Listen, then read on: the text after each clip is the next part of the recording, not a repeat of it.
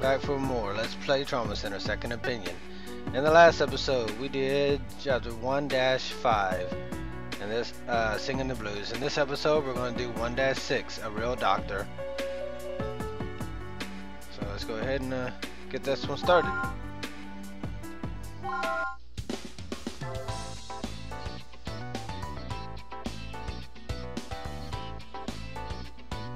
Thank you so much, Doctor. Take care now. Well, that looks like our last walk-in for today.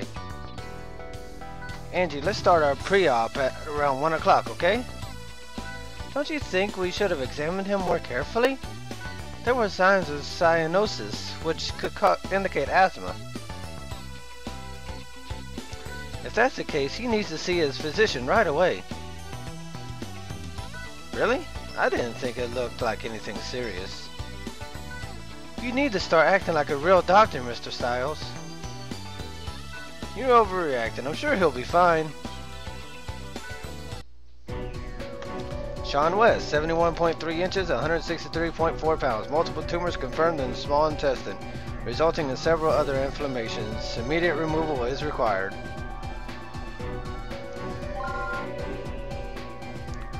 Since Dr. Casal is at a conference, I'll be briefing you today. I think you'd be briefing me even if he was here. We're extracting a stage 1 tumor from the patient's small intestine. So if we take it out, he should fully recover. However, his blood test results were unusual. We can ask Dr. Casal about that once he gets back. As long as I extract the tumor, the patient should be fine. That's technically correct, but I'm pretty confident about this. I've extracted tumors several times already. This will be a snap. Okay, keep the 2 operation objectives in mind then. Treat the inflamed epithelium in the small intestine. Excise and remove all tumors in the area. If you're ready, let's begin. Starting the operation. Alright, let's get it done. So on the last one there was 1 tumor. Here I think there will be about 3 or so. The last time we did a tumor anyway. Let's begin. This last time was polyps, but anyway. First things first, like always, you have to disinfect and cut open the incision without being an idiot like I was right there. What's going on? The entire intestinal membrane is inflamed. What's going on? Only the small intestine should be affected. Doctor, I think we need to close up the patient for re-examination. Let's continue operating, Angie. Those symptoms aren't uncommon. I understand. In that case, proceed with the tumor excision. I know you've done this before, so I'll try to stay out of your way. So, I think the best thing to do right now, as you see, the vitals up there are dropping pretty fast. Proceed as normal. Because of all these inflamed intestines and Vitals dropping. all the tumors that are in there. So you really, this is one where you really have to pay attention to the vitals. They go down pretty quickly. So anyway, I'm gonna go ahead and try to getting some of these inflamed things down here. Again, the intestines are dropping rather quickly, so Vitals dropping. again, we're using some of the green gel to bring his vitals back up. Oof. This is a close one. I hate when that happens. As you see, my time's starting to run out a little bit here.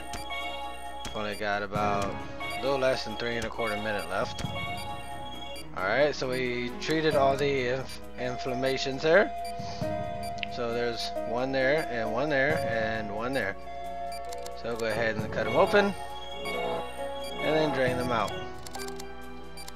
So drain them out. Vitals There we go. dropping.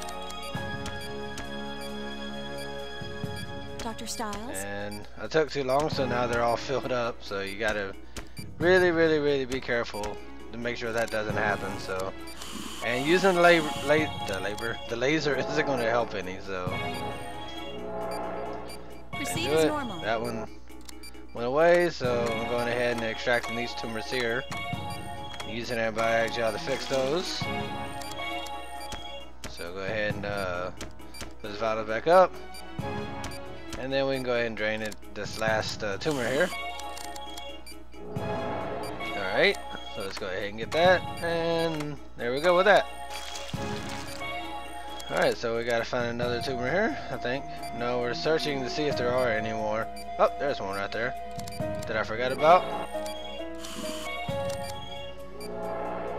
Alright, so go ahead and cut it open and Dr. Styles? there we go. Alright, so We got it. anyway, his vitals are stabilizing. There must be something else. Patients' vitals don't usually stabilize right after the operation, but we need to at least check his blood test results. Okay, what would you suggest? Try using the ultrasound again, just to be safe. So here you gotta just start searching in random places to make sure you check the whole area. So I don't see anything, Angie, but I was certain. Sorry about second guessing you, Doctor. Don't worry, we're both still learning from experience, right? I guess. There. So now we gotta suture up the incision and finish this up. Alright, so go ahead and do the antibiotic gel and tape it up. There we go. And we're done. We're finished, Dr. Styles. In the other trauma center games, they have voice acting, so you won't have to be as annoyed at me reading and my sorry excuse for Dr. Styles for voiceover. Oh, hey Angie, thanks for your help in there. I'd like to have a word with you about that last operation. Was there something wrong with my bedside manner? No, it's about the patient, actually. His white blood cell and globulin counts are rising rapidly. I also noticed inflammation along the patient's peritoneum. We should re-examine him immediately and consult his regular doctor. I agree with you, but I'm afraid it'll have to wait until tomorrow. I'm supposed to help with the next symposium, so I'm meeting with some doctors from St. Francis to learn the ropes and everything. But they traveled a long way to meet with me, and I can't just blow them off. We'll handle this first thing tomorrow, I promise. But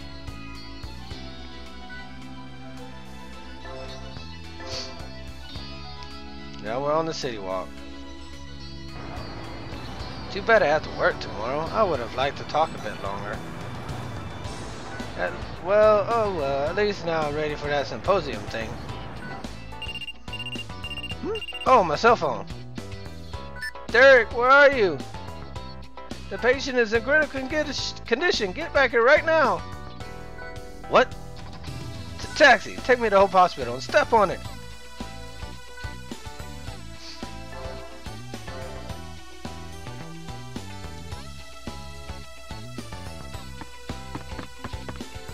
Angie, a tumor metastasized behind his lungs, which then began to swell. Swelling, rather. It continued to fester until 30 minutes ago when the tumor ruptured. The patient is in shock and is suffering acute peritonitis. The other doctors are operating on him as we speak. Follow me, Dr. Styles. You need to see the consequences of your carelessness. Damn, medical terms are really hard to read.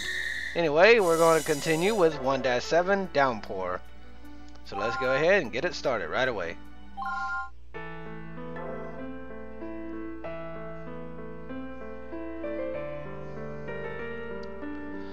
I understand you didn't have much information to base a decision on, but I do admit that the tumor was difficult to see from the X-ray. However, the laboratory left you several memos about the patient. I understand they pointed out his extremely high readings. More than that, you dumped your responsibilities onto a nurse immediately, following a very delicate operation. It wasn't, I mean... Miss Thompson, what are you... Please excuse me for interrupting, Dr. Hoffman. I understand this is a little rude, but I have to say something. What is it? It's about the negligent attitude Mr. Stiles has displayed thus far. I warned him about this patient at least 3 times, but he said that there were important personal matters he had to take care of. Then he just walked out without another word. Mr. Stiles, maybe you didn't harm the patient directly, but how can I work under a doctor who doesn't even try to act like one? It doesn't matter how small or groundless a suspicion might be. The patients are depending on you to take care of them. Why did you become a doctor? Do you even know? You don't deserve to be here. You're not a real doctor. It's a little harsh, but I guess he should have paid more attention. I really screwed up. I ignored a patient. I was trying my best. I didn't think it was anything serious. But a patient almost died, and it was all my fault. Being called Dr. Stiles doesn't make me a good doctor. What was I thinking? I'm no doctor, not if I keep making mistakes like that. Uh-oh, looks like rain. Hurry up, you two! We need to get our displays inside! Rain, maybe that'll help calm me down. It couldn't make things any worse. Sir? It looks like you're completely soaked. Did you come from a hospital? You might want to head back pretty soon. They don't want me there. I'm apparently useless as a doctor. Hey, yeah, it's me. You're never gonna believe what I just saw. Huh? Well, you can guess if you want. Nope, it's even better. There was this crazy accident on Walnut between a truck and an SUV. It was nuts! The drivers flew on the streets and... Huh? No, it really happened. An accident on Walnut? They're going to be taken to the trauma ward, but Dr. Casal's out of town. And there aren't any emergency doctors on call. Alright, so that's it. Next time we will do the final part of Chapter 1, 1-8, Life or Death. So until then, thank you for watching, everybody, and have a great day.